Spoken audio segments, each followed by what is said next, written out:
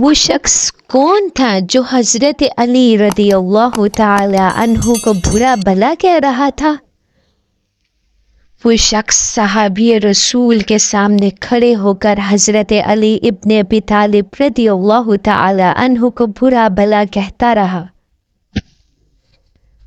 رباح بن الحارث بیان کرتے ہیں کہ حضرت مغیرہ رضی اللہ تعالی عنہ کوفہ کی سب سے بڑی مسجد کے احاطہ میں بیٹھے تھے اور آپ کے دائیں بائیں اہل کوفہ تھے۔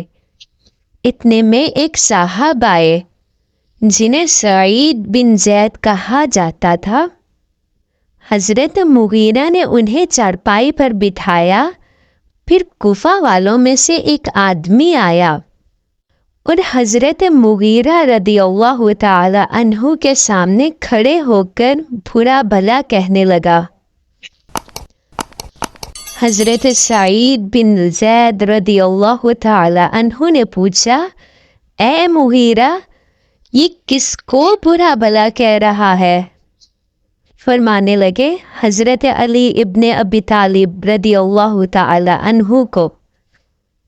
تو آپ نے 3 دفعہ فرمایا، اے مغیرہ بن شعبہ، کیا میں نہیں سن رہا کہ تمہارے سامنے رسول اللہ صلی اللہ علیہ وسلم کے صحابہ کو برا بھلا کہا جا رہا ہے اور تم نہ اسے روکتے ہو اور نہ موڑتے ہو، اور میں رسول اللہ صلی اللہ علیہ وسلم پر اس کی گواہی دیتا ہوں۔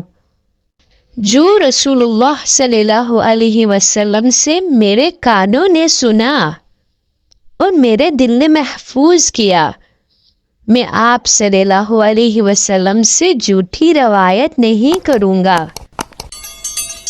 جب میں روز قیامت ان سے ملوں گا تو اس کے بارے میں مجھ سے پرسش فرمائیں گے۔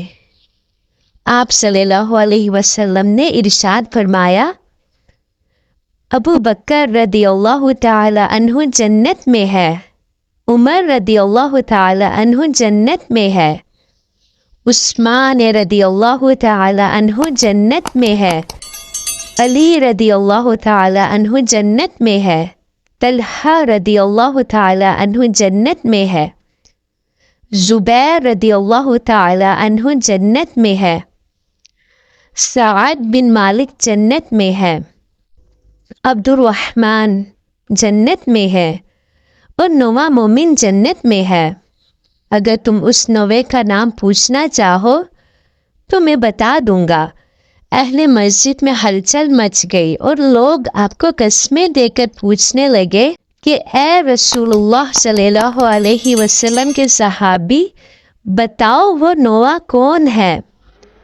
فرمایا، تم نے مجھے اللہ کی قسم دی ہے اور اللہ تعالی عظیم ہے، میں نواں مومن تھا۔